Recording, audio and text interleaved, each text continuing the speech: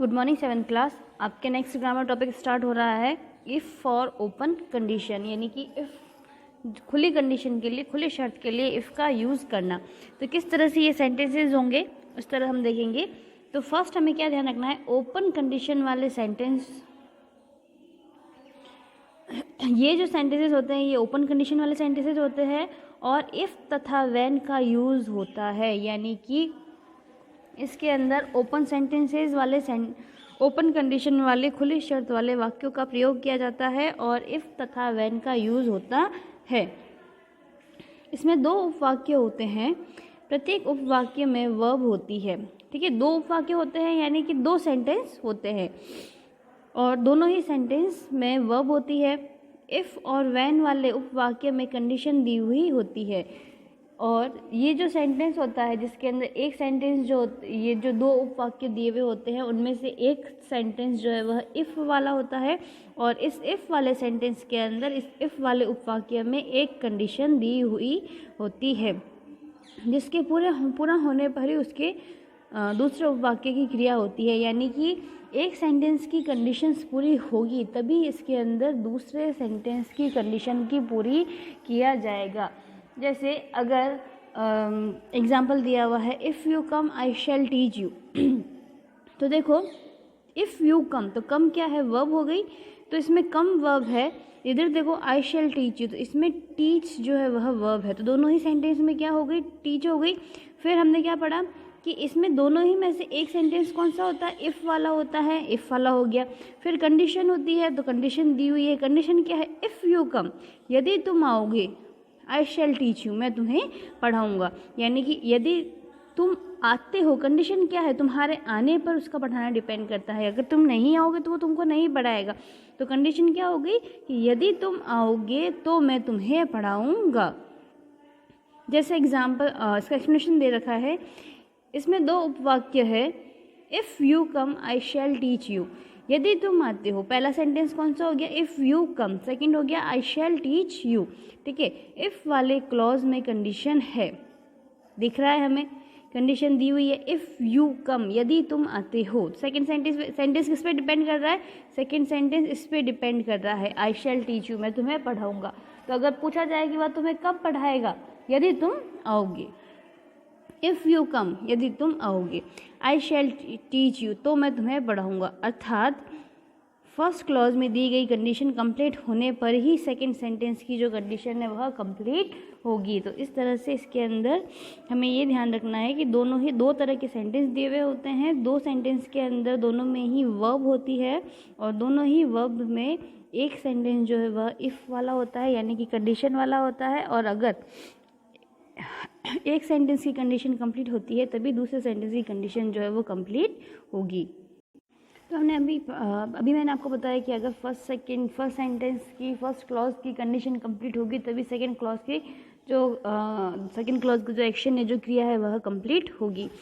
यदि first clause में दी गई कंडीशन पूरी नहीं होगी तो सेकंड क्लॉज की क्रिया भी नहीं होगी। यानी कि अगर फर्स्ट क्लॉज की कंडीशन पूरी नहीं होती है, यदि वह बच्चा पढ़ने के लिए नहीं आता है, तो सेकंड क्लॉज की जो एक्शन है, यानी कि पढ़ाने की जो क्रिया है, वह भी नहीं होगी। जैसे यदि तुम नहीं आओगे तो मैं तुम्हें नहीं पढ़ाऊँगा, if you not come I shall not teach you, यदि तुम नहीं आओगे तो मैं तुम्हें नहीं पढ़ाऊँगा। तो मतलब फर्स्ट इफ़ वाले सेंटेंस की, इफ़ वाले क्लॉज की अगर कंडीशन कंप्लीट नहीं होती तो जो सेकंड सेंटेंस है उसकी कंडीशन भी, उसकी जो एक्शन है वह भी कंप्लीट नहीं होगी। इफ़ अथवा व्हेन वाले उपवाक्य में यदि वर्ब की फर्स्ट फॉर्म यानी प्रेजेंट टेंस दी हुई हो तो दूसरे उपवाक्य में यानी कि दूसरे क्लॉज में शैल या विल तथा वर्ब की फर्स्ट फॉर्म आएगी।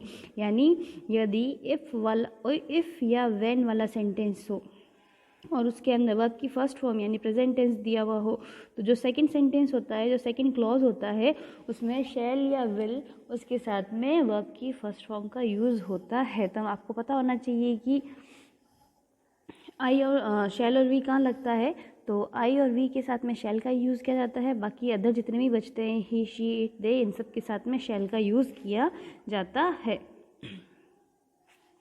जैसे if you go to Agra you the Taj Mahal. तो देखो सी दे रखी है, वर्ब की फॉर्म दे रखी है।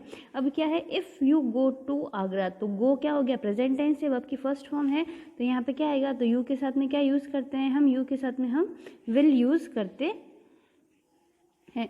तो यहाँ हो गया यू विल, सी की फर्स्ट फॉर्म सी ही होती है प्रेजेंट टेंस में, तो ये हो गया if you go to Agra you will see the Taj Mahal. कैसे, if you go to Agra, तो गो क्या हो गई, वर्ब की फर्स्ट फॉर्म हो गई। सेकंड क्लॉज क्या है, you dash the Taj Mahal, bracket में आपके वर्ब दे रखी है। तो हमने क्या पढ़ा, यदि इफ़ वाले क्लॉज में वर्ब की फर्स्ट फॉर्म दी हुई हो तो सेकंड सेंटेंस में शैल या विल के साथ में वर्ब की फर्स्ट फॉर्म का यूज़ करते हैं। तो यही किया हमने, ये सेंटेंस तो अपनी जगह पर ही रहा। सेकेंड सेंटेंस में हमने क्या कर दिया, यू के साथ में विल लगा दिया, और सी की फर्स्ट फॉर्म सी ही होती है, तो हमने लिख दिया you will see the Taj Mahal. ऐसे नेक्स्ट है, यदि दूसरे उपवाक्य में विल या शैल तथा वर्ब की फर्स्ट फॉर्म दी हुई हो तो इफ़ या व्हेन वाले उपवाक्य में सदैव वर्ब की फर्स्ट फॉर्म आएगी। यानी अगर इधर विल शैल या वर्ब की फर्स्ट फॉर्म दी हुई हो तो इधर भी क्या आएगा, वर्ब की फर्स्ट फॉर्म ही आएगा। जैसे if you me I shall thank you, ठीक है। तो देखो शैल वर्ब की फर्स्ट फॉर्म, ठीक है, थैंक शैल वर्ब की फर्स्ट फॉर्म हो गया। अब क्या करना था कि यदि दूसरे सेंटेंस में शैल के साथ में वर्ब की फर्स्ट फॉर्म दी हुई हो तो पहले वाले सेंटेंस में भी क्या आएगा, वर्ब की फर्स्ट फॉर्म आएगी। तो यहाँ पर हम क्या लिख देंगे, हेल्प। ये हो गया if you help me I shall thank you, ठीक है, समझ में आया। तो इफ़ वाले सेंटेंसेस में क्या होता है कि यह ओपन कंडीशन वाले सेंटेंसेस होते हैं और इफ़ तथा व्हेन का यूज़ किया जाता है। इनमें दो उपवाक्य होते हैं, यानी कि दो क्लॉजेज होते हैं, और दोनों ही क्लॉज के अंदर वर्ब होती है, ठीक है। इफ़ और व्हेन वाले उपवाक्य में कंडीशन दी होती है जिसके पूरा होने पर ही दूसरे क्लॉज की क्रिया कंप्लीट होगी, यानी कि फर्स्ट सेंटेंस की कंडीशन पूरी होती है तभी दूसरे सेंटेंस की एक्शन कंप्लीट होगी। यदि फर्स्ट सेंटेंस की कंडीशन पूरी नहीं होती है तो सेकेंड सेंटेंस की क्रिया भी कंप्लीट नहीं होगी, ठीक है। इसके बाद नेक्स्ट हमने पढ़ा था कि यदि फर्स्ट सेंटेंस के अंदर वर्ब की फर्स्ट फॉर्म दी हुई हो या प्रेजेंट टेंस दिया हुआ हो तो सेकंड सेंटेंस के अंदर हम विल शैल या वर्ब की फर्स्ट फॉर्म का यूज़ करेंगे। और नेक्स्ट हमने पढ़ा था कि यदि सेकंड सेंटेंस के अंदर वर्ब शैल विल या वर्ब की फर्स्ट फॉर्म दी हुई हो तो फर्स्ट सेंटेंस में हम वर्ब की फर्स्ट फॉर्म करेंगे। तो छोटा सा टॉपिक था आपका इफ़ वाला, और आपको ये याद करना, आपके एग्जाम में ये आता है। अब नीचे एक एक्सरसाइज है, हम उस एक्सरसाइज को सॉल्व करेंगे। fill in the blanks with the correct form of the verb given in the brackets, ठीक है। if you grow a plant it help you a lot, तो देखो पहले ध्यान दो, if you grow a plant, तो grow क्या हो गया, वर्ब की फर्स्ट फॉर्म हो गई। फिर हमने क्या पढ़ा कि यदि इफ़ वाले सेंटेंस में वर्ब की फर्स्ट फॉर्म दी हुई हो तो हमें इधर विल शैल का यूज़ करना है, तो इट के साथ में क्या आएगा, विल आएगा। वर्ब की फर्स्ट फॉर्म हेल्प की हेल्प ही रहती है, तो यहाँ पे हो गया it will help you a lot. Next है the book will give her knowledge if she dash read it, तो देखो जैसे ये सेकेंड सेंटेंस है, तो सेकेंड सेंटेंस इसने पहले लिखा है the book will give her knowledge, तो विल के साथ में वर्ब की फर्स्ट फॉर्म का यूज़ हो रहा है। तो इफ़ वाले सेंटेंस में हमको क्या करना है,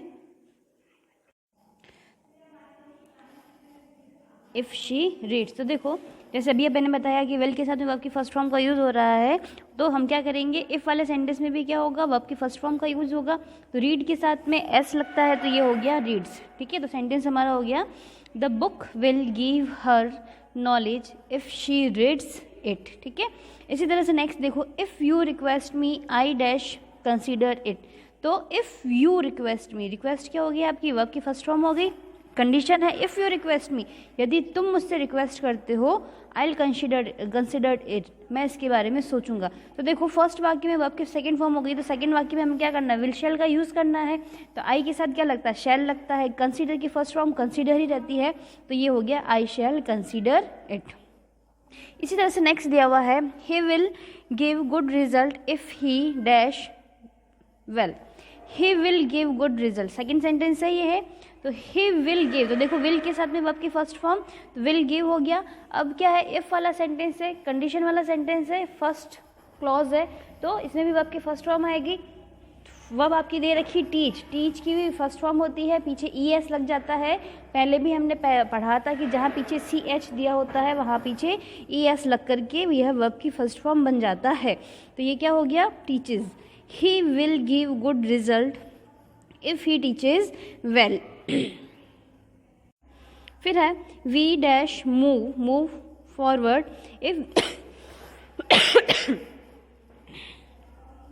if we have scientific temper. तो क्या हो गया, if we have scientific temper, ठीक है। तो अब क्या करना है, फर्स्ट सेंटेंस है, फर्स्ट सेंटेंस में if we have scientific temper, second sentence में विल शैल का यूज़, वर्ब की फर्स्ट फॉर्म, द वी के साथ में शैल का यूज़ करेंगे, वर्ब की फर्स्ट फॉर्म आ गई मूव, ये हो गया शैल move.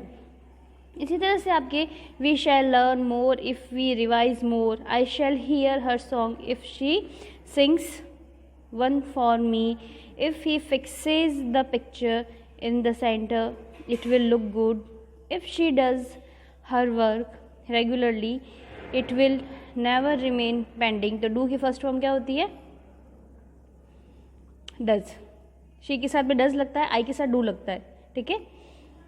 his handwriting will be good if a student writes straight letter, write की फर्स्ट फॉर्म writes होती है, पीछे s लगता है। इसी तरह से शी के साथ में डस का यूज़ होता है, फिक्सेज में फिक्स के अंदर ES लग करके ये वर्ब की फर्स्ट फॉर्म बनती है, सिंग के अंदर S लग करके वर्ब की फर्स्ट फॉर्म बनती है। ये आपको पढ़ा रखा है इसलिए आपको ये सब कुछ याद होना चाहिए, और नहीं समझ में आए तो आप एक बार फिर से पुराना पढ़ करके इनको करने की कोशिश करिए। तो ये आपका छोटा सा टॉपिक था ओपन कंडीशन वाले सेंटेंसेस इफ़ और व्हेन। आपको ध्यान रखना है कि दोनों ही क्लॉजेज के अंदर, दोनों ही उपवाक्य के अंदर वर्ब की फर्स्ट फॉर्म का यूज़ होगा, ठीक है। अगर फर्स्ट क्लॉज के अंदर कंडीशन कंप्लीट होती है तो सेकंड सेंटेंस की सेकंड क्लॉज की एक्शन कंप्लीट होगी, और अगर फर्स्ट क्लॉज की कंडीशन कंप्लीट नहीं होती है तो सेकंड क्लॉज की भी एक्शन कंप्लीट नहीं होगी, ठीक है।